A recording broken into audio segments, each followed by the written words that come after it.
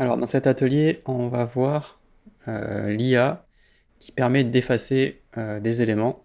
Il faut savoir que le nouvel outil supprimé de Photoshop est différent de ce qu'on avait jusque-là. Alors, la dernière évolution majeure, c'était ce qu'on appelle le content aware, donc le contenu remplissage adaptatif. Je sais même plus en fait comment il l'avait traduit, si on va dans remplir. Contenu pris en compte, pardon. Petit trou de mémoire. Donc Content Aware, ça date de Photoshop CS6, hein, donc ça fait plus de 10 ans, et en fait, ça analysait le contenu autour pour recréer de la texture, mais en fait, il n'inventait rien, c'est-à-dire que sans les pixels de l'image, il ne pouvait pas inventer des choses. Il était obligé d'utiliser la matière qu'il avait à sa disposition dans l'image. Alors que là, l'outil supprimé, il invente, en fait. Donc si on zoome par exemple ici et qu'on veut enlever ce monsieur, avant, on était obligé de le barbouiller et de prier pour que ça marche. Ici, maintenant, en fait, on va pouvoir... Alors, maintenant, il y a deux solutions. Soit on le barbouille, soit on fait le tour. C'est-à-dire que vous pouvez prendre l'outil comme ça et vous en servir comme d'un lasso. Et dès que vous allez faire une forme fermée, il va deviner, voilà, automatiquement qu'il faut l'enlever. Donc, vous voyez qu'on a quand même de bons résultats. Ici, ça s'est fait directement sur l'arrière-plan. Donc, si j'enlève et que je crée un nouveau calque, et que je clique sur échantillonner tous les calques, je vais refaire la même chose. Ici, et on va fermer. Et maintenant, l'avantage c'est quoi? C'est que vous voyez que le truc a été déposé sur un nouveau calque. C'est la même technique en fait que l'on utilise depuis longtemps. Quand on fait un calque avec le tampon, on va pas tamponner directement sur le calque parce que si jamais on va revenir en arrière, évidemment, surtout si on a fait une bêtise, qu'on sauvegarde, le jour où on réouvre, les pixels sont incrustés en dur en fait. Donc évidemment, c'est pas une bonne idée. Alors que là, on va pouvoir séparer sa retouche du reste. Et si jamais il y a des retouches à faire, parce que ça s'est pas passé exactement comme on voulait, là par exemple sur la grille derrière, voilà, c'est pas génial, mais au moins, vous voyez, c'est à part, quoi. C'est-à-dire que je l'ai désolidarisé du reste. Alors vous voyez que quand même, on a des résultats qui sont quand même plutôt excellents, hein. C'est-à-dire que ici, un motif comme ça, c'est pas facile. Il y a la terre, il y a l'herbe, il y a euh, je sais plus comment on appelle ça, une Toulousaine, la grille qui est derrière. Bon, c'est l'eau en plus, bref, c'est vraiment pas facile hein, s'il fallait que l'on fasse ça. Donc là, je sais pas s'il va trouver parce que j'ai fait un petit peu 2 ans. Ouais, si, ça va, il s'en est bien sorti quand même, hein. Vous voyez que c'est pas génial, mais si on se met à la taille adaptée à l'écran, cette image elle est publiée comme ça sur le net. Alors elle sera jamais publiée dans cette taille-là, c'est énorme. Mais bon, si elle sort comme ça dans un article ou quoi, il est très probable qu'on se rende jamais compte qu'il y avait des trucs. Donc là, ce que je veux faire, c'est enlever en fait tout bêtement. Donc j'appuie sur J hein, pour la touche de raccourci bien sûr. Ce que je veux faire c'est enlever tous les gens qui sont en dehors du banc parce que j'ai envie que la petite scénette ce soit ces gens qui regardent le, le, le bâtiment et le ciel et que ce soit pas des gens qui soient un peu partout dans l'herbe etc. Donc on va vraiment essayer d'avoir un bon résultat. Vous voyez que pour l'instant ça se passe vraiment pas mal. On va prendre tout ça. Alors il n'y a pas besoin d'être méga... Alors là c'est vraiment exceptionnel hein, à quelques petits pixels près, mais vraiment à la taille écran, là pour le coup, il n'y a pas un trou quoi. Celui-là est vraiment particulièrement bon. On va continuer, on va essayer de faire tout le tour de toute façon. Euh, alors ici, j'ai eu un petit plantage avec le petit de raccourci. Et on va continuer. Non, j'ai un... Voilà, là quand même, j'allais dire j'ai un doute. C'est vraiment... en fait, il y a tellement pas de matière que c'est pour lui difficile, j'imagine, de trouver. Donc il manque un piqué, donc ce qu'on pourra faire, c'est peut-être un copier-coller celui-là. On pourra ensuite faire des coups de suppression sur les coups de suppression, c'est-à-dire de le faire en deux fois, hein. Vous voyez que là pour l'instant, si on avait dû faire ça à la main, on serait encore en train de faire le premier personnage, là tellement il y avait du travail, quoi. Donc maintenant essayons de voir si on peut lui dire, voilà, de passer en plusieurs fois, vous voyez que finalement, ça se passe pas mal en fait, hein, de le faire en plusieurs fois, de lui refaire réinventer de la matière. Donc là, il va y avoir une petite intervention à faire à la main, c'est-à-dire qu'on va recréer de la grille, euh, en faisant un petit coup de lasso, enfin bref, on va faire un petit copier-coller, on va devoir bricoler un petit peu, mais regardez quand même comment on a nettoyé le premier plan voilà, une poignée de minutes, hein. Il me faut plus de temps pour vous le montrer et l'expliquer que pour le faire en fait, hein. S'il avait fallu le faire, juste on aurait barbouillé, en 3 minutes c'était plié. Alors maintenant, si on veut faire ça, parce que mon but c'est de vous montrer l'IA dans Photoshop sans artifice, voilà, il faut aussi être réaliste pour des cas concrets, quoi. Je veux pas faire un truc façon démonstration Adobe Max, où on fait les beaux sur scène et on montre un truc qui va marcher tout de suite, alors que bon, dans la réalité, alors l'outil est quand même très bon, hein, je suis pas en train de dire qu'il marche pas, mais il va falloir faire des finitions là-dessus. La machine, elle fait pas encore tout à notre place, quoi. Donc on va créer un nouveau calque, donc on va appeler ça ici suppression. Alors j'ai mis 2 R, en fait, il fallait plutôt mettre 2P. Voilà, suppression, et là on va mettre finition. Et alors là-dessus, comment on peut s'y prendre? On peut s'y prendre que on va faire un coup de tampon. Donc on va faire une brosse. Donc je vais mettre un point ici d'évaluation et je vais prendre une brosse un peu plus grande et je vais le faire quelque part par là. Et vous voyez que maintenant si je monte, voilà, je vais faire mon petit ponton, voilà, ici. Alors il y a une aberration chromatique. Alors, il faut savoir que j'ai amené cette image depuis Camera Raw sans faire aucune retouche dans Camera Raw. Bon, clairement j'aurais été bien inspiré de faire une suppression de l'aberration chromatique parce que là typiquement elle m'embête. Vous voyez la frange vert magenta. Bon, ça ira pour cette fois, mais voilà, pensez à faire une petite suppression de l'aberration chroma. Et là, en fait, le but, ça va être voilà, d'aller chercher, vous le voyez, le petit câble, je sais pas comment on peut appeler ça. Et il va falloir enlever le petit surplus maintenant au-dessus, parce que la texture de l'eau est pas la même, parce qu'elle est plus claire de l'autre côté. Donc vous voyez, il y a quand même encore des finitions à faire, hein, bien sûr. Mais si on compare le temps qu'on a gagné, on est quand même, voilà, on est quand même, on est dans le positif, quoi, clairement. Alors, il y a ensuite encore un petit coup à faire ici. Alors ici, comme ça penche, je vais pas pouvoir le faire bien le redresser.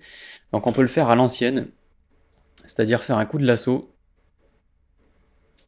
On va faire un édition copie avec fusion. Alors, le remplissage génératif ici, je sais pas vraiment ce qu'on pourrait lui faire générer pour qu'il trouve le truc, mais bon, on a plus vite fait en fait de faire ça à la main.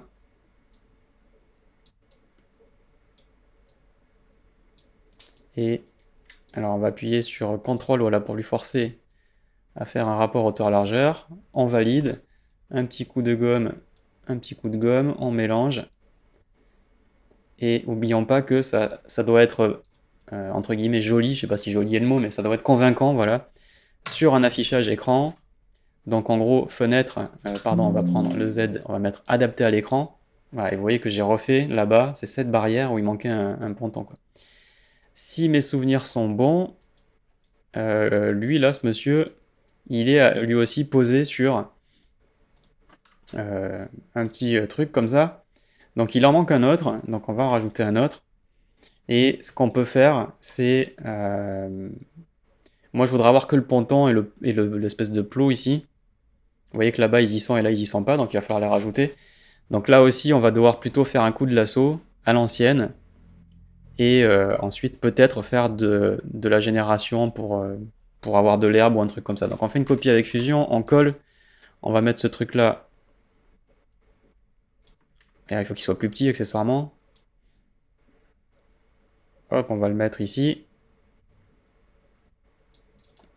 Ok, bon, là ça se passe pas si mal. On va le dupliquer. Et là, ce que j'ai envie de faire, c'est de garder en fait que le pied. Donc je vais me mettre quelque part par là. Peut-être un peu plus gros pour respecter un tout petit peu la perspective. On va valider, je vais gommer en fait, hein.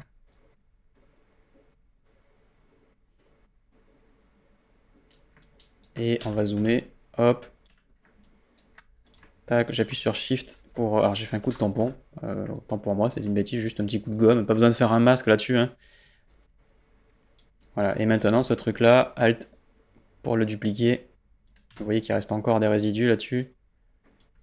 Et on peut faire un Alt là-bas. On va le rendre plus petit à chaque fois quand même. Et... hop, là-bas comme ça. Et celui-là, il est trop gros. Donc on va aussi... Et encore une fois, on se remet en adapté écran. Et voilà, on a fait notre petite série de plots.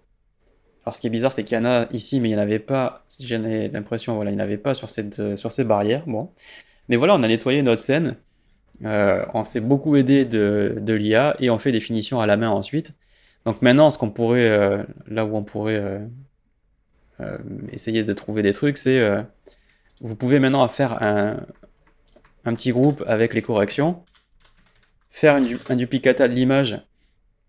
Parce que si on fait de la génération IA, donc par exemple si on prend un truc ici, vous voyez que j'ai un remplissage génératif qui apparaît, je peux lui dire de faire apparaître un truc à cet endroit-là. Euh, on peut éventuellement le faire sur un calque à part, quoi. Le problème, regardez, si je fais un nouveau calque et on va dire, par exemple ici, qu'est-ce qu'on pourrait lui dire? On pourrait lui dire, tac, de prendre un truc ici et je vais lui dire, de mettre. Alors, vous avez des conditions à accepter. Quand vous venez de l'installer, on va lui dire chien qui marche, générer, on va voir ce qu'il va trouver. Donc je l'ai mis à un endroit. Vous voyez que j'ai un calque avec les petites étoiles qui apparaissent. Donc ça c'est encore une fois, c'est pour vous montrer que c'est un calque qui est d'IA générative. Et vous avez ensuite plusieurs résultats. Et vous voyez que ici, évidemment, niveau lumière, c'est complètement à côté. Alors celui-là, en termes de perspective, il est pas mal. Mais par contre, en termes de lumière, ça marche pas du tout. Donc sur un résultat comme ça, vous voyez qu'il s'est bien mis sur, sur ma sélection. Il n'est pas allé me faire un nouveau calque complet, il y a un masque autour. Mais bon, là-dessus, alors il y a un côté un petit peu fumeux là-dessus, euh, qui reprend une espèce de tache de lumière, donc c'est pas grave. Ce qu'on peut faire en fait, c'est que si vous regardez bien, on peut faire un calque de réglage et on va essayer avec les niveaux en l'écreutant, c'est-à-dire en lui disant de ne s'appliquer que sur le calque du dessous, c'est-à-dire du chien qui marche. On va pouvoir lui dire de rendre les blancs moins blancs. Et évidemment, le problème là-dedans, c'est quoi? C'est que j'ai tout le reste, malheureusement, qui va venir avec, quoi. C'est-à-dire y compris le reste du contenu qu'il m'a généré. Et il a très bien repris l'herbe et le contenu. Mais là, si on regarde en termes de lumière, le chien, il est bon. C'est-à-dire que ce qu'il fallait faire, c'était rendre les blancs un peu moins blancs. Enfin, beaucoup moins blancs. Et les noirs moins noirs. Et là, si je détourais le chien, clairement, j'aurais un bon résultat. Donc on peut se servir du masque. Voilà. Et là, clairement, il y a encore aussi des trucs à faire à la main. Donc je vous le fais rapidement. Si on peut peut-être essayer de lui faire un sélectionner le sujet. C'est-à-dire ici, quand on fait un rectangle, alors je vais essayer de vous choper, voilà, sélectionner le sujet, il était juste en dessous. Hop, sélectionner un sujet en haut.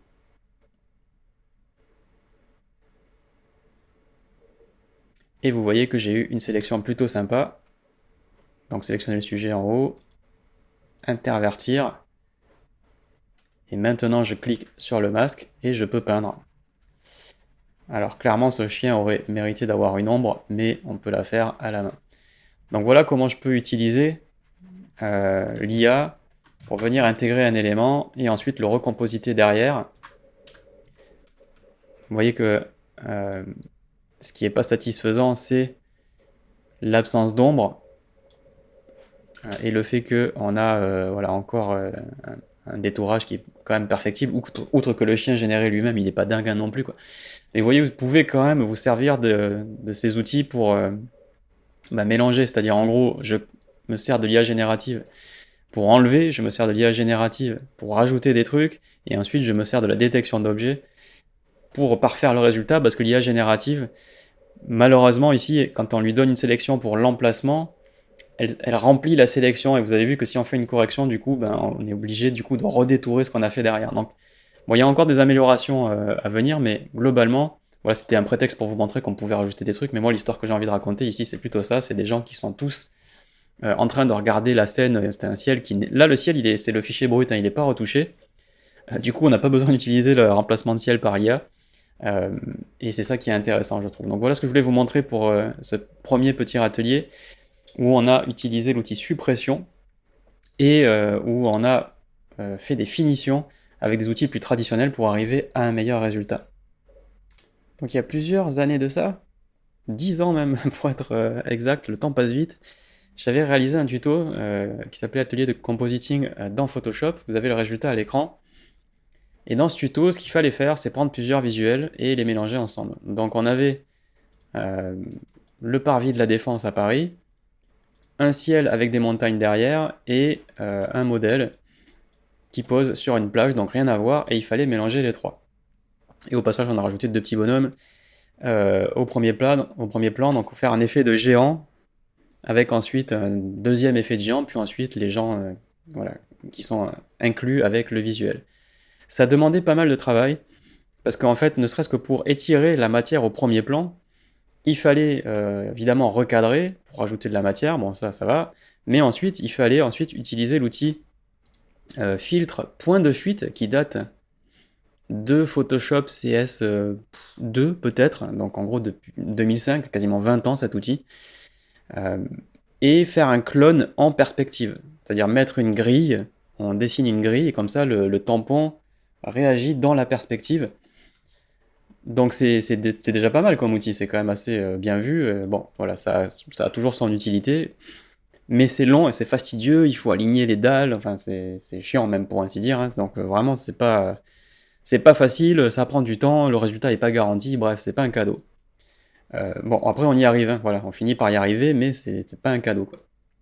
Alors maintenant c'est un peu plus simple avec l'IA, même si évidemment il faut toujours faire des finitions. Donc ce qu'on va voir ici, c'est comment en fait 10 ans plus tard, on revisite un trucage qu'on a fait et voir si on peut y arriver plus facilement. Donc déjà si je prends l'image de base, il me faut de la matière devant. J'ai pas assez de matière sur le parvis, donc il me faut créer cette matière. Donc en fait maintenant on peut prendre l'outil recadrer, et je rajoute de la matière devant, et je peux en rajouter un peu sur les côtés, même si probablement ça va pas être facile pour lui d'inventer des bâtiments, mais par contre j'ai bon espoir qu'il m'invente ici. Donc ici il me demande si je veux générer quelque chose, et vous voyez qu'on a comme fond développement génératif, donc c'est nouveau.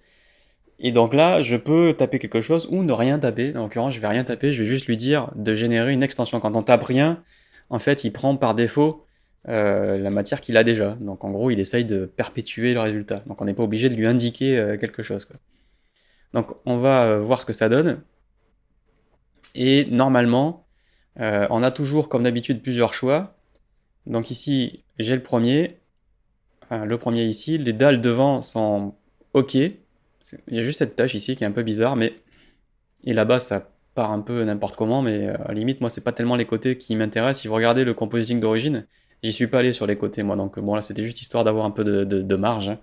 Mais ce qui compte, c'est le devant, et là, en l'occurrence, il s'en tire vraiment pas mal. On regarde quand même ce qu'on a. Ici, les dalles sont trop étirées, c'est quand même... voilà, il y a quand même une trop grosse différence. Et ici, par contre, les dalles, franchement, sont vraiment pas mal, y compris sur le côté, la perspective est respectée. Le seul truc, c'est que malheureusement, on a quand même une grosse différence de qualité. Petite alerte par feu, c'est pas grave, on va la fermer. On a une grosse différence de qualité, regardez, on voit ici le développement génératif, où est-ce qu'il s'est généré, quoi. Donc ça, si vous postez cette image dans cette taille-là sur le net, ça va aller. Si vous voulez la voir en grande taille, ça va pas aller. Moi, regardez sur mon visuel d'origine, je l'ai fait comme ça, c'est-à-dire en 1920 par 1080, c'est-à-dire une frame HD, quoi.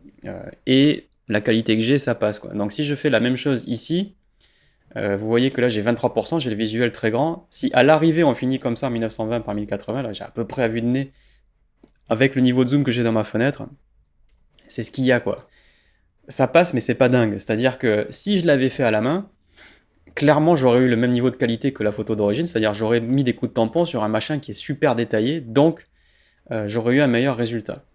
Donc c'est important de mettre les choses en perspective.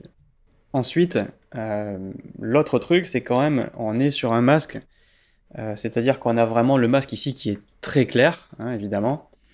Donc ça veut dire qu'il faudrait quand même maintenant faire une petite fusion entre les deux, peut-être avec du tampon, je sais pas, mais vu qu'il y a de la perspective et des dalles, ça reproduirait le problème qu'on a à l'origine, c'est-à-dire la matière, il faudrait qu'on la fasse dans la perspective, quoi. Donc vous voyez que ça a quand même ses limites. C'est-à-dire que de prime abord, on se dit waouh, il y a un effet waouh, et puis en fait, derrière, il y a quand même le retour sur terre, quoi. Savoir, c'est pratique, mais ça fait pas tout le job à la main. Donc là, vraiment, si je voulais continuer, ça veut dire que bah voilà, frame HD maximum, et encore, on voit que c'est quand même un petit peu diffus, quoi. Alors ensuite, là où on peut aller plus loin, c'est que par exemple ici, ce qui serait probablement plus facile, c'est sélectionner un sujet. C'est-à-dire on peut se douter que le détourage serait plus facile, mais voilà, en l'occurrence ici, vous voyez qu'il y a un petit problème pour avoir madame plus le chapeau. Donc on va faire un petit shift pour avoir les deux, mais voilà, c'est dommage de ne pas avoir eu ça. Si je le fais à la plume, je suis sûr de l'avoir bien. Si je le fais avec un outil automatique, je suis pas sûr de l'avoir bien. C'est un peu ça le truc, quoi. Bon, vous voyez ici que si je coupe, il m'a oublié quand même des morceaux au milieu, etc., quoi. Donc là aussi, sur cette image, je vais être honnête avec vous, moi je le ferai à la main. Je préfère prendre 3 minutes ou 4 minutes plutôt que 10 secondes, mais je suis sûr d'avoir un bon résultat à l'arrivée, quoi. Donc c'est vraiment important de vous montrer les limites en fait de ces nouveaux outils. Peut-être que d'autres formateurs vont faire le choix de vous faire le côté spectaculaire. Moi je vous fais le côté réaliste. C'est-à-dire je vous montre comment vous allez pouvoir vous en servir, mais quelles sont les limites que vous allez rencontrer. Si vous êtes pris par surprise, quand vous montre un truc et que en fait c'est pas du tout ce qui se passe chez vous, ça n'a aucun intérêt. Alors ensuite il y a un autre truc nouveau, qui est évidemment le remplacement de ciel. Donc c'est-à-dire sur une image comme ça, si je vais dans image, dans édition, remplacement du ciel, je vais pouvoir normalement remplacer le ciel facilement. C'est-à-dire qu'il est censé me détecter l'horizon, et vous voyez qu'ici on a quand même un résultat qui est plutôt bon. Donc on peut aller chercher parmi les ciels qui sont disponibles. Ici je vais lui indiquer un visuel qui n'est pas un ciel, mais je l'injecte quand même. Alors il m'a mis ça dans coucher de soleil parce que j'étais pas dans la bonne famille, je vais mettre mes ciels. Et dans mes ciels, hop, on va le glisser. Tac, on va le mettre ici. Et on va double-cliquer dessus. Ciel. Ok. Donc j'ai choisi mon visuel. Et maintenant ce qu'il faut faire c'est... alors décalage de contour c'est pour l'horizon. En l'occurrence ici, on va quand même essayer de pas trop rentrer dans les bâtiments. Peut-être 5 ou 10. Ok. Et j'ai ensuite l'échelle. Et le problème, c'est-à-dire que ici, voilà, le problème c'est que il est trop bas, il faudrait que je remonte pour avoir les montagnes et faire monter le ciel, c'est-à-dire qu'au niveau de la matière, quoi. Donc réglage du premier plan, c'est ce qui va concerner ma photo. La symétrie, c'est que je peux l'inverser pour correspondre à la direction du soleil. Et en l'occurrence, ici, il faut bien inverser, parce que le soleil par défaut, il vient de la gauche, alors que moi, sur mon visuel, il vient de la droite. Et ensuite, on peut faire luminosité, température, etc. Mais voilà, je ne peux pas faire beaucoup plus que ça. Donc ici, je vais sortir avec des nouveaux calques. Et vous voyez que j'ai mon réglage avec un masque pour le détourage, qui n'est pas complètement dingue, mais bon, il y a des trous, mais c'est pas grave. Et ensuite, je peux cliquer et je vais déplacer. Et ici, vous voyez que qu'est-ce qui s'est passé? Il a malheureusement tronqué l'image. C'est-à-dire si on affiche le ciel sans le masque, il est allé me faire un troncage de l'image. Alors que, moi ce que je voulais c'était pouvoir juste remonter le ciel. Donc là aussi, outil génératif, enfin pas génératif, mais basé sur l'IA, c'est-à-dire en gros, remplacement du ciel, ce que ça fait, c'est que ça va vraiment faire une analyse de l'image pour détecter l'horizon. Donc je vais essayer de garder en fait ce masque, et je vais juste mettre mon ciel dedans. En fait, je vais prendre la photo, je vais aller là-dedans, donc on va enlever le masque, on va même tout cacher, on va juste réafficher notre photo, et on va coller ça, donc on peut le mettre par exemple, on va enlever l'arrière-plan, il faut qu'on le mette quelque part et qu'ensuite on fasse le masque dessus. Donc vous voyez qu'elle est trop petite l'image, donc c'est pas grave, normalement il vaut mieux pas faire ça, mais j'ai envie de pouvoir la grossir pour que ça habille tout, et ensuite on va mettre ça par exemple au-dessus évidemment, et on va récupérer le masque qu'il nous a fait, c'est-à-dire on prend le masque ici, on appuie sur Alt et on glisse. Et maintenant, j'ai bien la possibilité de faire ça, que je voulais faire depuis le début en fait. Voilà, bon. Donc encore une fois, c'est un outil automatique qui, sous le côté un peu spectaculaire, en fait va vous empêcher de vraiment bien travailler. Je suis pas en train de dire qu'il faut jamais l'utiliser, je suis juste en train de vous montrer que là encore, si vous ne savez pas faire des opérations de compositing dans Photoshop à la main, si vous savez pas utiliser le tampon, faire des masques, des transformations, il vous manque des billes en fait. Et là, la bille, c'est qu'il me le place et il me le tronque. Donc si j'ai envie de le remonter, je peux même pas le faire. Donc c'est soit ça marche du premier coup et c'est génial, soit vous avez besoin de repasser dessus et c'est pas bon en fait. Enfin, c'est pas bon si vous savez pas le faire, hein, si vous utilisez juste le truc automatique. Donc ça peut faire gagner du temps, mais ça remplace pas de savoir le faire à la main non plus. Donc c'est vraiment important voilà, de vous montrer ça, quoi. Donc là, sur ces images, je crois que c'était un bon révélateur qu'un compositing complexe a ses limites quand on veut faire intervenir les outils d'IA dans Photoshop, que ce soit génératif, que ce soit pour effacer ou que ce soit pour analyser, détecter des sujets, des premiers plans, des arrière-plans. Quand on veut quelque chose, et ça c'est pas qualité cinéma, hein, on n'est pas sur un truc qui pourrait sortir demain au cinéma, quoi. C'est pas méga ultra propre, mais ça tient la route. Ça tient la route pour la direction du soleil, pour une partie de la perspective. Elle est pas complètement dingue en perspective, mais ça roule. Et en fait, finalement, en voulant gagner du temps en utilisant l'IA, bah, vous allez peut-être gagner du temps sur la dalle, mais encore une fois, n'oubliez pas, vous avez une grosse différence de qualité visuelle, c'est-à-dire que là, il n'a pas du tout respecté la zone de netteté, en fait, donc d'un point de vue photographique, c'est complètement faux.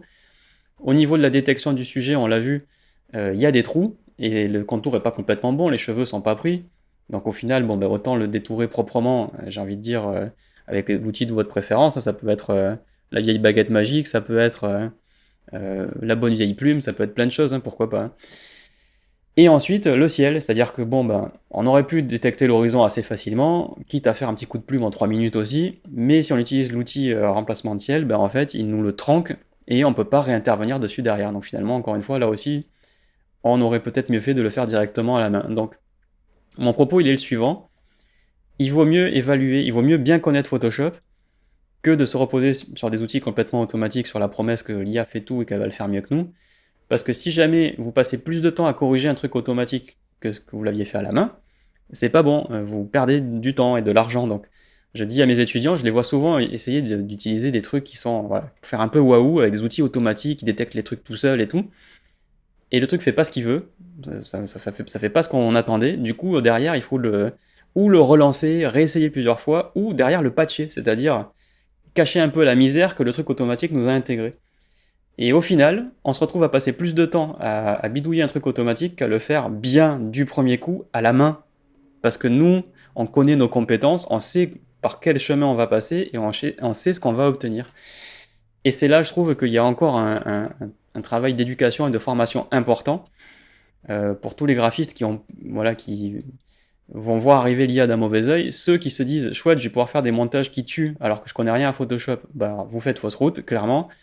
Et ceux qui se disent ça va remplacer, moi je suis bon mais ça va remplacer mon métier, je vais être obsolète. Euh, Clairement non, pas tout de suite en tout cas, parce que pour l'instant il y a encore beaucoup de progrès à faire et beaucoup d'interventions manuelles à faire pour que le sujet soit convaincant. Alors, vous allez peut-être me trouver un petit peu dur avec le remplissage génératif et l'IA dans Photoshop. Donc on a vu là deux cas de figure, on a vu le cas de la suppression, on a vu qu'on pouvait gagner beaucoup de temps. Par exemple, je peux commencer directement sur cette image par enlever le personnage qui est là, et on sait que clairement il va faire un super résultat sans que nous voilà, on s'embrouille à prendre le tampon ou quoi. Bon, voilà. Bon, ceci dit, pour un truc comme ça, le contenu pris en compte, il sera arrivé aussi, quoi. On a vu que par contre, on a essayé de faire du remplissage génératif, on a revisité, on a réouvert un compositing qui dure plusieurs heures, une formation de plusieurs heures, où je vous apprenais à mélanger plusieurs trucs et on essayait de le refaire avec l'emplissage génératif. Vous avez vu qu'en quelques minutes, en fait, on est parti sur des trucs qui sont tellement à côté qu'aujourd'hui, je peux vous dire sans sourciller que finalement, ma formation d'il y a 10 ans sur cet atelier de compositing, elle est toujours aussi pertinente parce que clairement, l'IA ici n'apporte rien.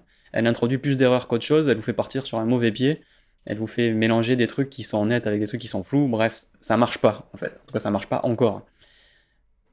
Bon, je suis peut-être un peu dur, mais il y a quand même des moments où ça marche vraiment très bien. Il faut quand même reconnaître que c'est une technologie qui peut faire gagner du temps. C'est pas pour moi une technologie de finition, c'est pour moi une technologie de concept, c'est-à-dire ça permet de trouver des idées rapidement, plus rapidement que si on devait le faire à la main. Mais c'est pas fait pour faire des images livrables. C'est pas avec ça que vous ferez des plans truqués au cinéma ou des compositings de premier ordre. Ça permet de tester des idées en fait. C'est-à-dire c'est MKBHD qui avait dit sur une vidéo, donc en anglais, que en gros, comme l'IA, elle a mangé, en gros, on l'a entraîné avec plein de références, bah, au lieu de passer 10 ans dans les bibliothèques à apprendre des trucs, à vous renseigner, à vous former, pour pouvoir ensuite, en fonction d'une idée, trouver l'inspiration et le mettre en image, bah, l'IA va vous faire ça en 10 secondes. Donc c'est effectivement un raccourcisseur d'inspiration. C'est-à-dire que là, j'ai envie de revisiter ce visuel, au lieu d'aller chercher des rêves sur Internet, de me renseigner sur qu'est-ce qui pourrait rentrer dans cette vallée, puis ensuite de le dessiner, machin et tout, je vais juste taper le texte que je veux et ça va le faire. Enfin, en tout cas, ça va essayer de le faire, quoi. Donc c'est un raccourcisseur d'inspiration, mais c'est quelque chose qui va aller au début de la chaîne. Ce visuel, est-ce qu'il va pouvoir être posté demain et être vendu comme photo réaliste? C'est pas dit.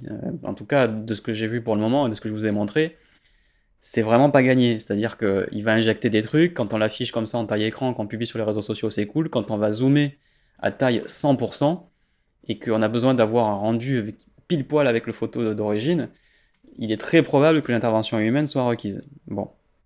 Donc ici, si je prends cette image et que je fais un petit coup de lasso, on va mettre un contour progressif, accessoirement, pour qu'on ait un petit masque. Je vais lui dire, en fait, j'ai envie de lui faire une sorte de détourage sur la vallée, quoi, sur le... Ce qui est, j'imagine, à la base, le lit d'une rivière, mais bon, je suis pas allé à cet endroit, hein. Hop, on va rajouter ça. Et là-dedans, je peux lui faire un remplissage génératif, lui dire incruster une rivière. Et on va cliquer sur générer. Et on va voir. C'est évident que là, le faire à la main, ça, c'est compliqué, là, hein. Il y a du travail quand même, qu'on a trouvé le bon visuel, enfin...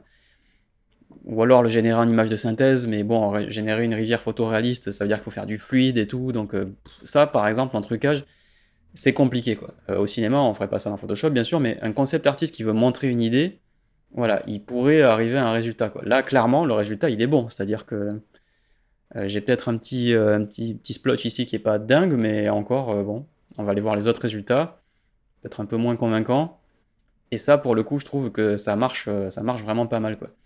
Donc là, revisiter ce visuel pour qu'il incruste une rivière, clairement ça marche, quoi. Enfin, je veux dire, si j'avais dû faire ça, là, c'est difficile de se battre contre un truc qui prend 5 secondes, quoi.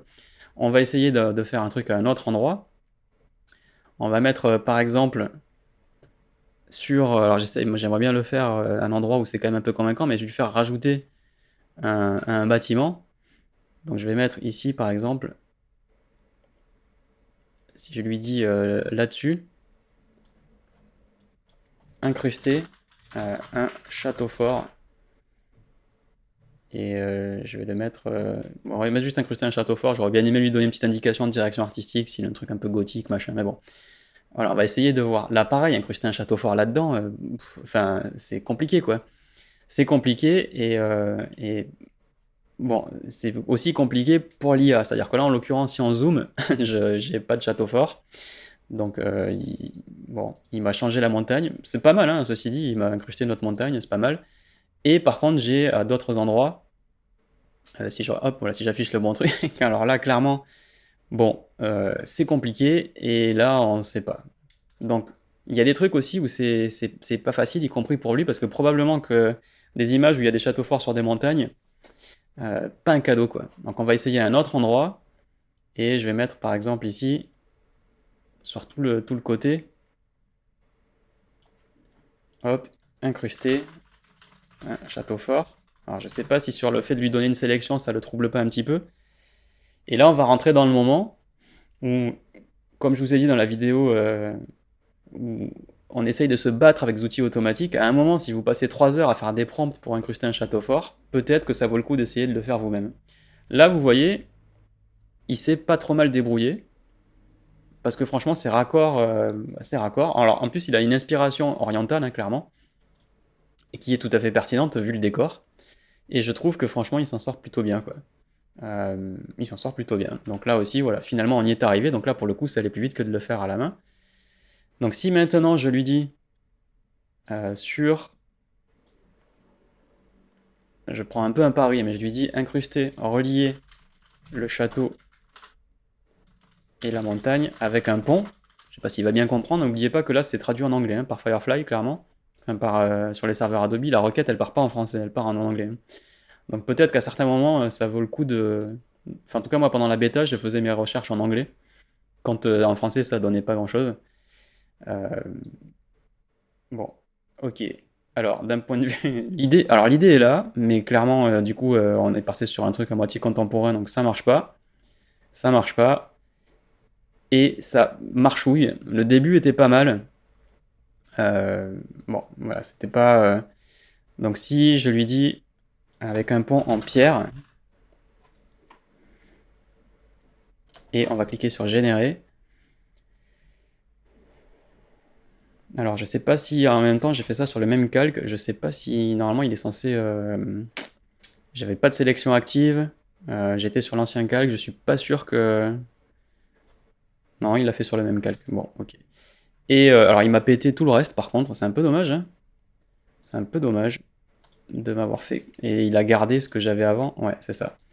Donc là vous voyez par exemple on est un peu sur un os, je lui demande pas un truc facile, hein, je suis d'accord avec vous, vraiment c'est pas un cadeau, donc on va peut-être faire une sélection un peu plus en bas, et on va mettre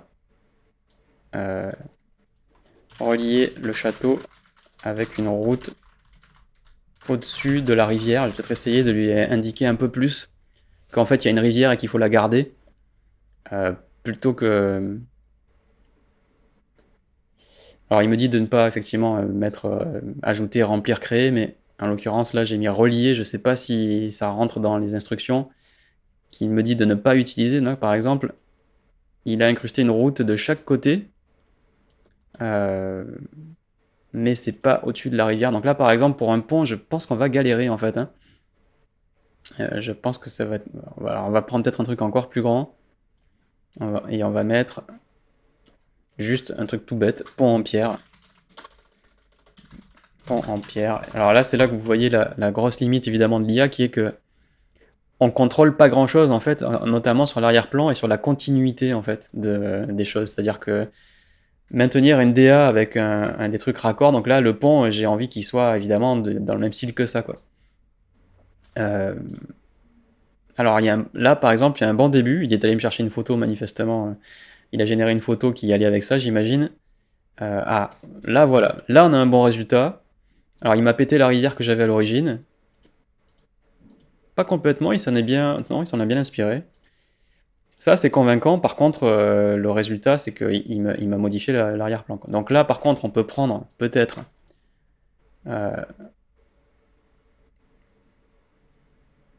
voilà, un petit coup de masque.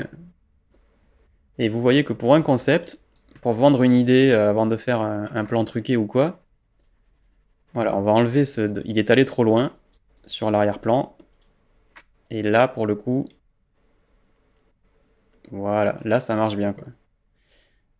Alors la route, après, on sait pas trop où elle va, mais on s'en fout un petit peu. Alors quand on fait ça, ce qu'il faudrait qu'on fasse, c'est avoir une gomme dure, en fait.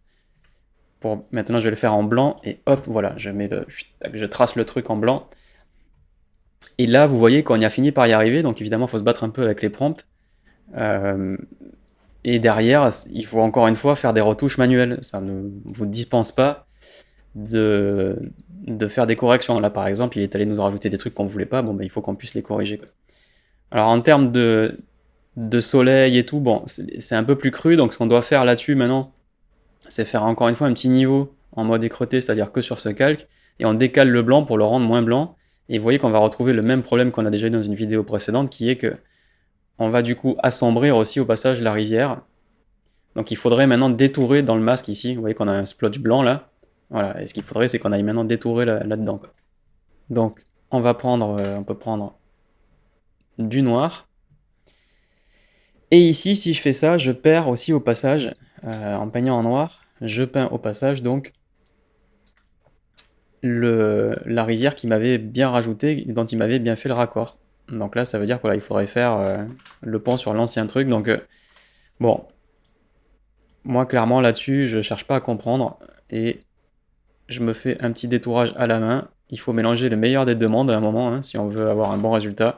Mais pour faire un petit concept ici qui tient la route, alors vous allez me dire, pour le concept, on n'est pas obligé de faire du compositing et de faire en sorte que la lumière fonctionne.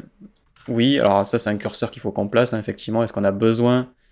Mais là quand même, si on veut rentrer dans le visuel, il faut quand même... Alors, le pilier, le pauvre, c'est pas les ponts... c'est pas le pont du siècle, hein, mais bon, faut pas trop zoomer, quoi, comme d'habitude avec l'IA générative. Dès qu'on zoome un petit peu, c'est cracra. Mais ça permet de vérifier si un concept marche ou pas, quoi. Bon, je vais faire le tour rapido. Alors peut-être un peu mieux que ça quand même. Le tour rapido, clic droit, définir une sélection. On va afficher le masque quand même, activer le masque de fusion. Et donc là-dedans, Voilà, je peins en noir. Et évidemment, on va avoir du coup maintenant le problème de raccord avec l'ombre, quoi. Donc vous voyez que si vous voulez aller loin en compositing, vous allez vous heurter forcément au fait que dès que vous générez un truc, il se génère avec un gros bloc de masque. Et donc ça rend toutes les retouches derrière très compliquées, quoi. Donc là, il faudrait qu'on fasse un truc pour avoir de l'ombre, quoi. Alors si malgré tout j'essaye autour de ça de récupérer, vous le voyez, le visuel d'origine, je peux quand même me débrouiller, vu que la rivière d'origine était pas mal, à juste faire à donner un petit coup de masque là où il y avait l'ombre en fait. Et je fais un raccord entre l'ancienne et la nouvelle rivière. Et là, vous voyez que on s'en sort, quoi. On s'en sort pas mal en fait. Pour être honnête, je m'attendais pas forcément à ce qu'on s'en sorte comme ça. Et là, on va prendre pareil une gomme un peu dure et on peint et on récupère le sol. Et là, pareil, en affichage écran, ok, ça passe, quoi. Donc vous voyez, l'outil niveau, ce qui m'a permis de faire, c'est de retrouver une lumière qui évite quand même de trop trahir la présence d'une retouche, quoi. Ça me rend la vie plus compliquée derrière, hein, puisque voilà, j'ai des problèmes de raccord, mais ça roule, quoi. Donc c'est vraiment important, toujours pareil, hein, dans l'IA, de vraiment savoir comment retoucher derrière, quoi. Encore une fois, ça c'est valable pour du concept, on va pas laisser apparaître un truc aussi crado que ça si on faisait un trucage qui est photoréaliste. Donc c'est pour ça que je vous dis, l'IA générative est un outil de concept, de début de chaîne, ce n'est pas un outil de finition et de fin de chaîne. Vous ne livrerez pas des livrables photoréalistes sans intervention manuelle derrière. Et vu tous les problèmes que ça entraîne, ça vous le livrez, vous vendez l'idée, et ensuite vous allez chercher un vrai visuel de pont, vous le modélisez en 3D, voilà, le château pareil, et vous refaites les choses proprement avec un trucage à l'ancienne, j'ai envie de dire. Parce que là, quand on regarde ce visuel, cette bouillie de texture de pierre, elle peut pas fonctionner en fait. Donc vous serez de toute façon obligé de repartir de visuels bien propres, que ce soit vous qui l'ayez pris en photo, de banque d'images ou d'images de synthèse. Donc maintenant on va faire un dernier truc dans le ciel, on va lui dire de faire apparaître, pour qu'il y ait peut-être une touche un peu surréaliste, de faire apparaître une sorte de vaisseau ou de dragon, enfin on va essayer de lui faire imaginer un truc, quoi. Donc si je prends l'outil ici pour faire sélectionner un sujet, on va lui dire, hop, ici, de récupérer le sujet. Bon, je me doutais que forcément ici ce serait pas un problème. Donc on a une sélection là-dedans, et en remplissage génératif, on va se mettre sur un nouveau calque, sinon le remplissage génératif marche pas. Là j'étais sur un masque du calque de réglage, donc forcément il était pas content. Et on va lui dire nuée de dragon. Et on va voir de dragon gris et bleu. Je m'arrange un petit peu pour pas qu'il me foute des dragons verts en plein milieu d'un visuel au-dessus d'un truc un peu enneigé, mais bon. On va voir, hein. Petit bonheur à la chance, comme on dit. Mais je pense que sur le prompt, c'est bien de lui donner des indications. Et un dragon, je pense que lui, par défaut, il va me générer un machin qui va être vert et qui crache du feu. Ici, ce serait bien d'avoir une sorte de flotte de dragons, ou déjà d'avoir des dragons tout court, parce que là, j'ai rien du tout. Je n'ai pas de dragon. Alors, qu'est-ce qu'on pourrait lui dire?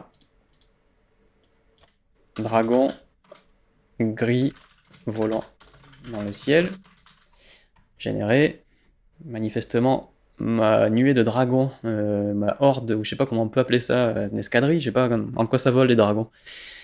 Il a pas aimé, je peux soupçonner peut-être la traduction en arrière-plan, alors c'est pas du tout ça. Et là vous voyez que sur le prompt, j'ai du mal à lui faire cracher ce que je veux.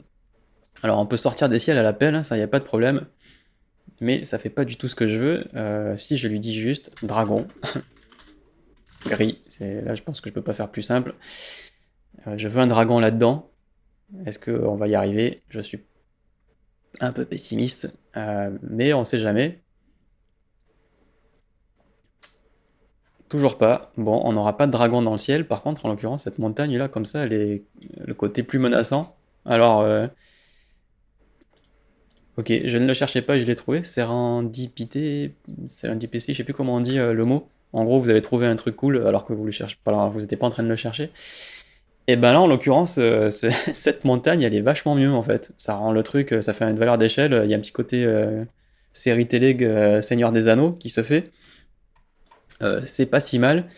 Et si maintenant je lui dis, je vais quand même essayer, hein, mais si je lui fais, allez, je lui fais juste un splotch là-haut, là, et je lui dis dragon gris, volant dans le ciel. Sinon, on va essayer de le faire poser devant, hein, de le faire se poser à côté du château, je sais pas, mais avoir la petite touche qui va dire tiens, on est dans Game of Thrones ou dans Seigneur des Anneaux, un truc comme ça, quoi. Il manque juste cette petite touche. Alors, est-ce que je vais y arriver? Ah, bah voilà, ça commence. Bon, c'est pas dingue, mais ça ressemble à peu près à un dragon. Alors, niveau lumière, c'est complètement faux. Celui-là est un peu mieux, vous voyez, la direction du soleil a été respectée. Alors, le dragon gris volant dans le ciel. Qu'est-ce que je vais lui dire? Si je lui mets gris et bleu, on peut peut-être avoir un peu d'espoir. Mais c'est pas mal, la direction du soleil, là, elle est bien respectée. Le soleil vient de la gauche. Sur mon visuel en bas, par contre, par rapport au pont, c'est... Bon, là, ça vient aussi quand on regarde la pierre de là-haut, mais ouf, ouh là là. Alors, gris et bleu, tout de suite, on a perdu un petit peu en qualité. Bon. Alors, ok, ceux-là, pourquoi pas. On peut les mettre en petit. Et puis... oups, pardon. Il faudrait faire un petit détourage, mais bon. En l'occurrence... ok. Bon, on sait que c'est possible, mais on va s'y prendre autrement parce qu'en fait, le nuage, la montagne, elle est cool là qui a été rajoutée, mais je trouve que le ciel, il est juste triste à mourir. Vous voyez qu'on a juste une tache bleue, il faudrait un truc plus dramatique. Est-ce que là-dessus, on peut pas aller chercher le remplacement du ciel? Et là, il est allé le chercher sur quelle image exactement? Ok, il a pris celui que j'avais moi tout à l'heure. En l'occurrence, vous savez quoi, ça marche pas mal en fait, hein, avec le visuel, avec son propre visuel. On va essayer de voir si on peut pas mettre autre chose d'un petit peu plus, voilà, en mode spectaculaire, un truc vraiment. Ok, donc là c'est cool, mais par contre niveau compositing, on n'y est pas en termes de réglage du ciel.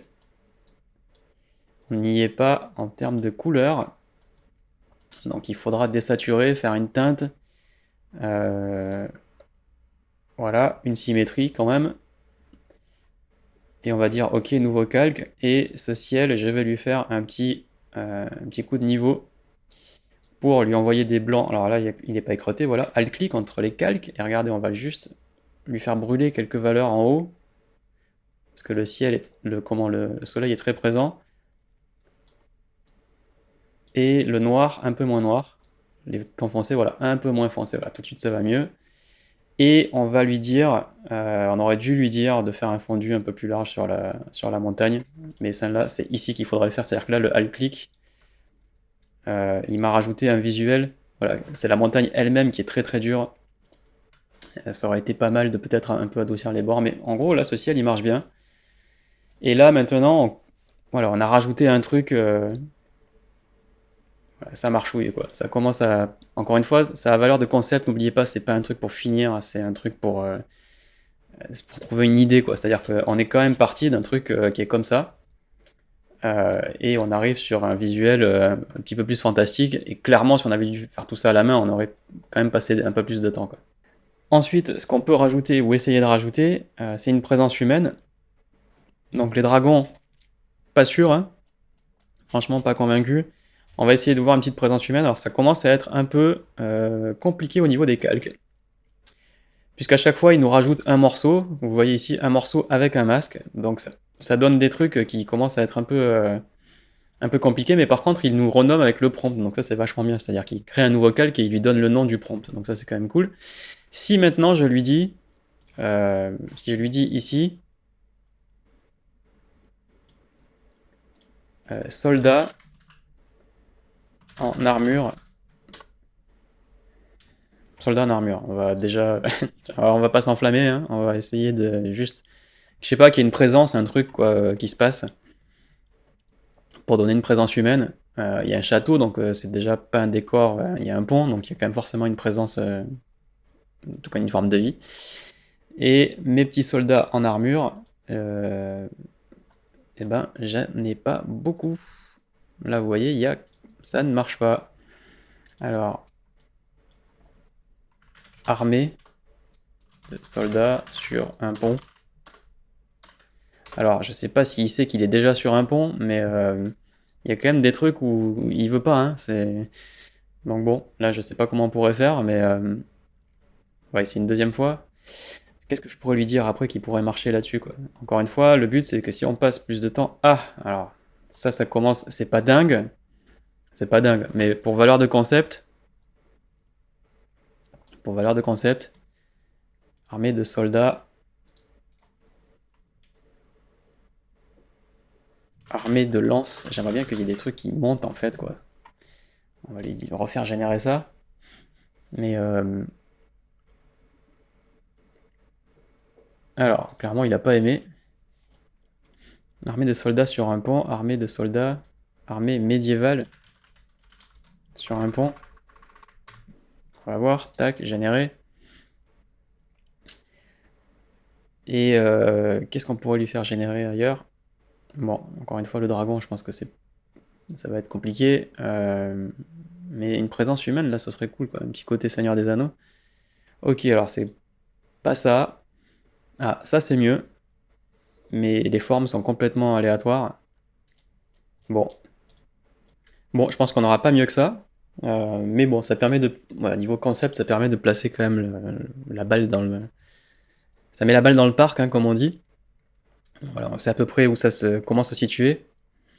Et c'est déjà pas mal, quoi. Donc je pense que sur une image comme ça va être difficile d'aller plus loin. Mais c'était pour vous illustrer qu'on peut mélanger autant des techniques de compositing et de trucage que de l'IA générative pour arriver à poser un concept. Encore une fois, cette image, je peux pas la livrer et dire c'est un photomontage terminé. Sans intervention, c'est pas possible. Tous les trucs que j'ai rajoutés ont des problèmes de matière. Regardez ici le détourage. Regardez la différence de matière entre le château et la montagne d'origine, et la montagne rajoutée, qui est complètement floue, compressée en JPEG, qui est complètement cracra, et hop, on passe ici sur une montagne qui est hyper propre. Les silhouettes sur le pont, bon bah évidemment, c'est clairement, ça fait genre il y a une armée sur le pont, mais quand on zoome, on se rend bien compte qu'il y a des soucis. Et le pont qu'on a vu au début, qui est tout crado. Donc encore une fois, vous pouvez vous servir de ça comme d'un truc en début de chaîne pour un concept, mais pas vraiment comme un outil de finition et de livrable.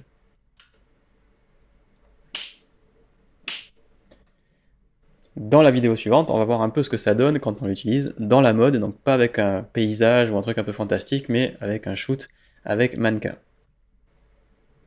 Alors dans cette vidéo, on va voir ce que ça donne, le remplissage génératif, avec un shoot en studio, un shoot de mode, un portrait même en l'occurrence plutôt, et qu'est-ce que ça peut faire gagner comme temps. Alors encore une fois, sur un visuel qui a ici été très retouché, ça risque d'être compliqué d'obtenir le même niveau de grain. Encore une fois, le compositing, c'est faire mélanger des visuels qui n'ont après pas rien à voir ensemble, parce qu'il ne faut pas se rendre la vie difficile, mais faire en sorte qu'on ne voit plus la différence entre les visuels qui constituent l'image. Pour ce faire, il faut respecter, il y a une sorte de plusieurs piliers. Il y a la direction de la lumière, donc du soleil, ou des soleils si vous êtes avec plusieurs lumières en studio, mais en extérieur on dit du soleil. Donc la direction de la lumière, il y a la perspective, donc en gros l'angle, il faut que les visuels ont des angles qui sont les mêmes, sinon ça va pas marcher, ou les faire correspondre, hein, parce qu'on peut les tordre pour y arriver. Et il y a la focale, évidemment, c'est-à-dire la focale et la mise au point.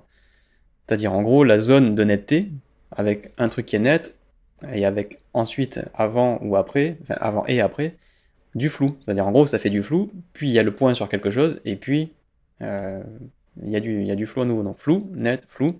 Ici on le voit bien, le point a été fait sur le visage, avec probablement une ouverture assez forte, et on passe rapidement dans le flou. Je pense qu'il y a quand même du flou qui a été rajouté en post ici, parce qu'on est à peu près au même niveau, alors que bon, les cheveux derrière et les mains qui passent derrière dans les cheveux sont à peu près la même distance que là par rapport à l'épaule. Donc là ça fait flou net, et là-bas ça devrait être flou, et bizarrement les mains sont toujours nettes. Donc sur ce visuel il y a un truc qui est, sans mauvais jeu de mots, qui est pas net, quoi.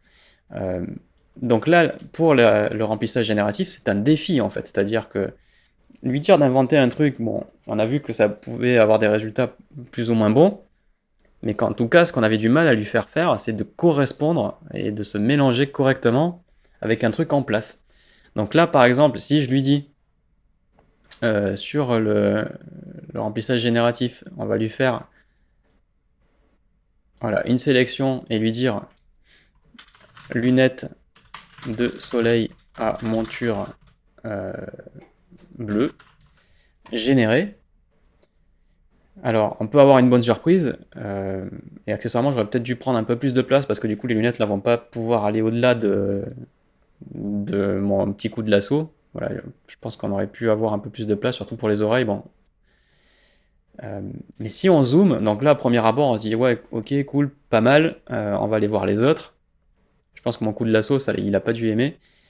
Donc on va peut-être lui en donner un autre, mais si on zoome, quoi qu'il arrive, on se rend compte évidemment que la qualité du visuel, quand je dis la qualité, c'est pas pour l'évaluer en termes de lui mettre une bonne note ou une mauvaise note, en l'occurrence la qualité, c'est plutôt une mauvaise note là. Ce que je veux dire, c'est la qualité en termes de sa texture, son rendu, sa direction de lumière. Voilà, qualité dans le sens opposé à quantité, quoi. Et là, la qualité de ce qui est injecté n'est pas la même que ce qui est en place. Donc encore une fois, vous pouvez tester des trucs très rapidement ici, mais vous n'allez pas pouvoir le vendre clairement, quoi. Ce visuel, il ne sera pas publié en l'état. Donc on va faire un truc un peu plus large, et on va lui dire lunettes de soleil, monture fine et noire. Voilà, on va essayer d'être un peu plus précis. On lui donne un peu plus de place pour travailler, pour qu'il fasse le joint avec l'oreille et tout. Donc bon, effectivement, mon coup de tampon d'origine, bon ça je sais pas si c'est malin, mais normalement ça devrait pas trop le troubler. Et donc alors là, on a carrément un problème de perspective, c'est-à-dire que le nez, le truc qu'il a régénéré, c'est pas très bon. Et là, il y a carrément des trucs flippants. Le sourcil est quand même pas dingue. Mais bon, encore une fois, vous pouvez tester des trucs, c'est-à-dire que sur un visuel que vous avez pris, vous voulez tester pour le shoot, là dans les minutes à venir, vous avez une série de lunettes de soleil, vous voulez voir ce que ça donne. Bon, moi je pense que si vous êtes sur place, autant le faire, mais effectivement ça vous permet de tester des trucs très rapidement, quoi. Maintenant, est-ce que ce visuel va être livré au client? Non, c'est quand même très peu probable. Encore une fois, regardez ici la différence de matière entre le visuel d'origine et ce que nous on a injecté. On voit très clairement la taille du masque.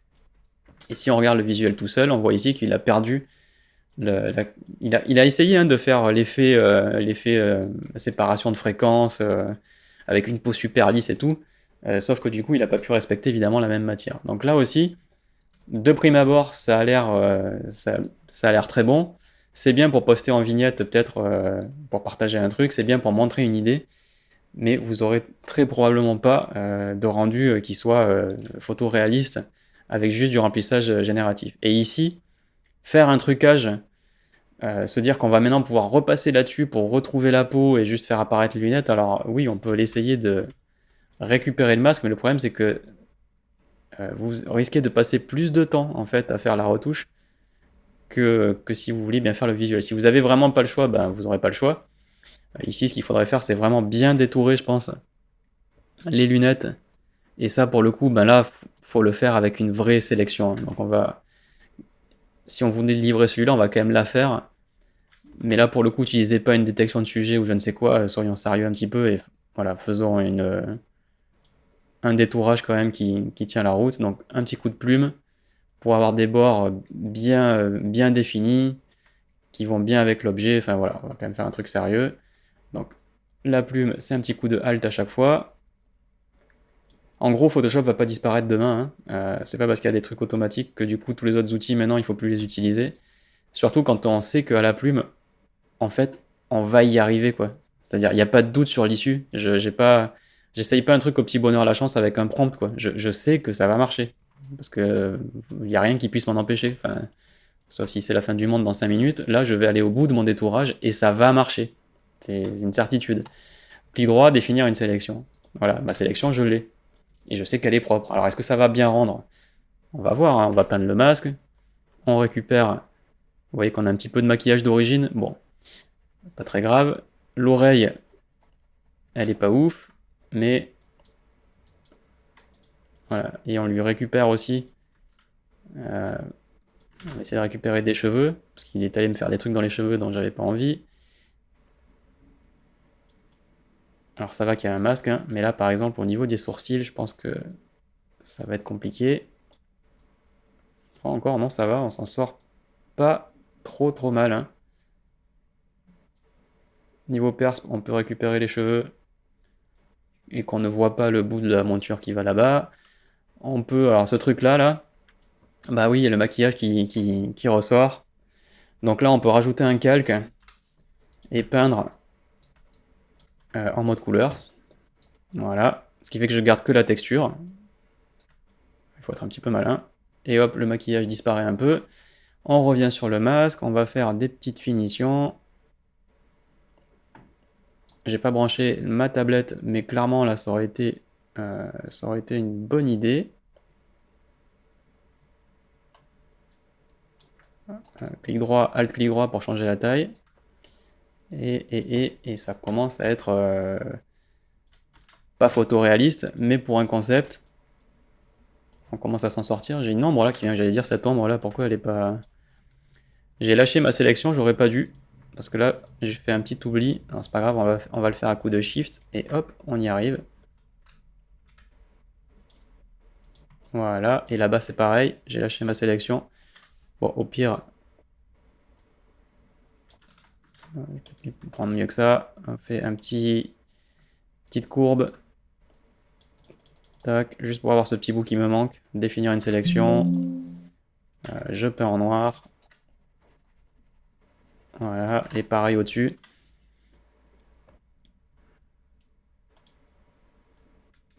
Hop, la monture elle est... Voilà, c'est pas dingo, hein, mais bon. Clic droit, définir une sélection, et je vais peindre en noir. Pareil, il y a un bout de maquillage qui ressort, donc qu'est-ce qu'on fait? Alors déjà, je vais reprendre du blanc pour réinjecter le haut là, parce que je l'ai fait un peu sauter. Voilà. Donc je repeins le masque. Et là, sur mon calque 1, je prends cette couleur. Il est déjà en mode couleur. Donc il n'y a plus qu'à repasser dessus. Et on dézoome. Et là, maintenant, on a la vraie texture de peau. Les lunettes, elles sont... Voilà, elles sont pas dingues, elles sont pas photoréalistes, c'est ce que vous voulez, mais ça marche un peu mieux déjà. Donc si maintenant, peut-être, on les met un peu... Voilà, en termes d'échelle, peut-être un truc un peu moins délirant. Vous pouvez tester votre concept et quand même sauver un petit peu les meubles au niveau de la texture. C'est-à-dire qu'on a fait un masque, on a récupéré les trucs autour.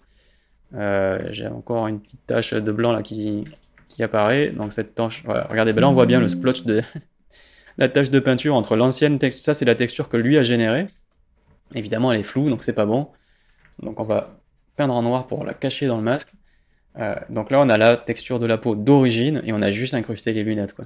Donc ça permet effectivement de faire des tests et de voir si ça marche ou si ça marche pas. Mais c'est évident qu'il faut quand même faire une petite intervention manuelle si on veut tester des trucs. Et dans tous les cas, je vais revenir dessus, je vous le redis une dernière fois, peut-être pas une dernière parce que je pense que ça va être un truc qui va revenir souvent, tant que Terminator ne sera pas parmi nous, mais vous ne pouvez pas livrer en fait avec cet outil. Vous ne pouvez pas raisonnablement livrer un shot de mode comme ça avec des lunettes qui ont été générées par l'IA. Ça, vous voyez bien que ça ne marche pas.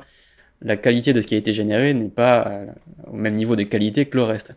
Par contre, en termes de concept, pour prouver, essayer de montrer si ça pourrait marcher, cette pose, cette lumière avec tel type de lunettes, pour du stylisme, pour faire des tests, on a vu que là, par contre, on peut se débrouiller pour arriver à un bon résultat rapidement.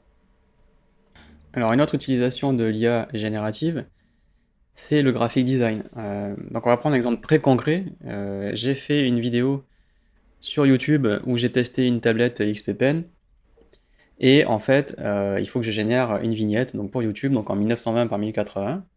Et en fait, l'illustration qui vient avec la tablette, donc c'est celle-ci. Donc ça, c'est le visuel officiel, ce qu'on appelle le packshot, qui est fourni par XPPen. En général, ils ont un kit pour la presse et puis ils vous donnent des images que la presse peut reprendre. Le problème, c'est que le ratio est pas du tout bon. Vous voyez que c'est un carré, et moi ça m'arrange pas. Donc en gros, quand j'ai mis, donc moi j'ai un template évidemment, donc, qui ressemble à ça. C'est-à-dire en gros, j'ai mon logo, le titre, et il faut que mon visuel rentre là-dedans. Et donc en fait, le truc c'est que si je prends ce visuel et que je le mets là-dedans, alors hop, on va le mettre tout en dessous, voilà, c'est bon. Je fais un CTRL-T, je le mets à l'échelle, donc là j'essaye de mettre en avant le produit quand même, donc ce qu'il faut qu'on voit c'est quand même la tablette, le stylet, la télécommande. Donc si je le mets là-dessous, ça passe en dessous du texte, c'est pas génial, donc je le mets comme ça. Et si je le mets pour que ça habille toute l'image, Alors évidemment, là, la tablette est super grande et c'est illisible, le stylet disparaît, etc. Donc vraiment, là, il y a pas de bonne solution. Donc si je fais quelque chose comme ça, bah, il me manque de la matière derrière. Donc premier truc qu'on peut essayer de faire, c'est essayer de faire un flou derrière, c'est-à-dire en gros de prendre vraiment ce visuel-là et on le met derrière. Voilà, comme ça on a de la matière avec de l'illustration qui dépasse là, tac ici.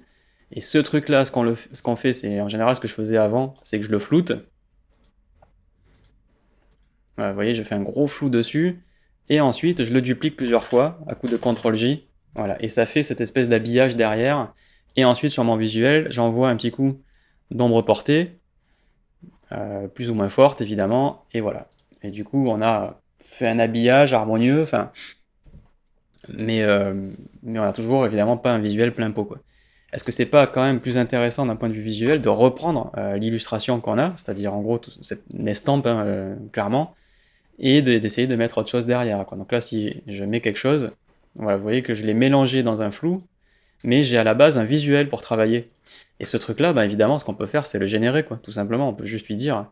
Donc moi, je suis allé dans Firefly, mais vous pouvez le faire directement vous pouvez le faire directement dans Photoshop. Donc par exemple ici, on peut prendre, on va juste faire un nouveau calque, on va tout cacher, voilà, juste pour qu'être à la bonne dimension, etc. Et on va lui dire remplissage génératif, chinoise, estampe chinoise avec dragon couleur saturée. Couleur, on va le mettre au pluriel, je sais pas si ça change quelque chose. Et donc, on a des trucs qui s'en approchent quand même. Euh, donc, estampe chinoise avec couleur saturée. Si je mets estampe chinoise sans les dragons pour voir. Alors, pareil, un des défauts évidemment, c'est que pour retomber sur ce que j'ai fait la dernière fois, bah, ça va être compliqué. J'avais tapé estampe chinoise avec des dragons saturés. J'avais tapé exactement ça, sauf qu'évidemment, bah, il me régénère pas la même chose. Donc, si vous n'avez pas gardé les visuels, donc là, voilà, sans les dragons, c'est compliqué. Estampe chinoise, dragon. Et bah là, on peut essayer de faire des variations à chaque fois jusqu'à tomber sur la bonne, mais en l'occurrence, c'est quand même un outil pratique pour générer du contenu comme ça quand il manque des trucs un peu sur les bords. Là, ça c'est pas mal, c'est déjà un peu plus dans l'esprit. On va retomber sur les trucs qu'on a déjà générés. Même celui-là, là, il était pas mal. J'en ai un truc comme ça, le 1 là. Il y avait un peu de l'eau quoi derrière et tout, donc c'était ça qui était pas mal. C'est-à-dire que si je mets un truc comme ça, vous voyez, c'est raccord quoi, ça marche. Alors évidemment, faut le flouter un peu. Donc ce truc-là, ce que je peux faire, c'est euh, ce que j'ai fait derrière, voilà, j'ai fait un fond hyper flou avec juste des couleurs comme ça. Et derrière, je l'ai mis en opacité, c'est-à-dire qu'en gros, voilà, on le diminue pour que quand même le produit ressorte, mais on a pu faire un truc raccord dans le même style plutôt que d'aller chercher des stock shots sur le net, de trouver des trucs qui sont plus ou moins raccords.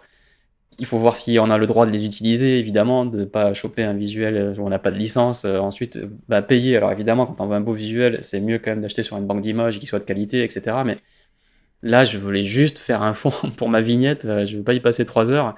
Le visuel qui est joli, c'est celui-là. Il m'a été fourni par la boîte. Par le kit presse, bah, c'est génial, c'est bon, j'ai tout ce qu'il faut. Je veux juste, moi, remplir un peu les bords parce que je suis sur un ratio qui est pas bon. Et là, vous voyez qu'en quelques instants, on peut générer notre vignette. Hop, ensuite, derrière, on rajoute tous les trucs qui nous manquent pour le décor. Et voilà, on a généré le fond de notre vignette pour les réseaux sociaux en quelques secondes seulement, quoi. Donc là, pour le coup, c'est vraiment très pratique. Quand c'est des trucs spécifiques comme ça, où franchement, sortir des estampes chinoises, évidemment, il y en a plein sur le net, mais d'un point de vue droit, c'est quand même un peu compliqué. Même si je l'utilise qu'en fond derrière et en flou, je préfère quand même être sûr d'avoir le droit d'utiliser ce truc-là, quoi. Donc là, évidemment, avec Firefly, je sais que j'ai le droit de l'utiliser, donc c'est quand même un gros plus, quoi. Alors, en conclusion, qu'est-ce qu'on peut dire du remplissage génératif dans Photoshop? Je pense que vous l'avez compris au cours de cette formation, c'est ma conclusion. À savoir, c'est un outil de plus. C'est pas l'outil qui va révolutionner Photoshop. En tout cas, pas tout de suite. on est obligé quand même de faire une conclusion avec ce que l'on a aujourd'hui. Aujourd'hui, 15 septembre 2023, au moment où j'enregistre cette vidéo, c'est la sortie de Photoshop 2024 avec en version stable le remplissage génératif qui était en test depuis le mois de mai. C'est au lendemain de la sortie de Firefly dans sa version 1 en version stable.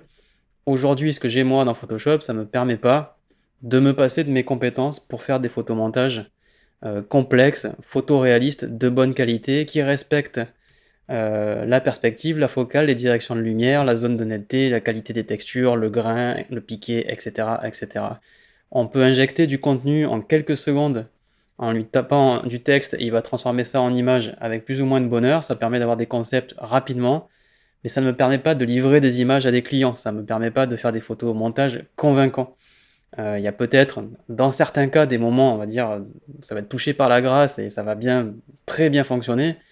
Mais dans la grande majorité des cas, on l'a vu ensemble, dès qu'on lui demande de générer quelque chose, il ne tient pas compte d'un certain nombre d'aspects qui sont pourtant absolument indispensables pour avoir un résultat qui soit photoréaliste.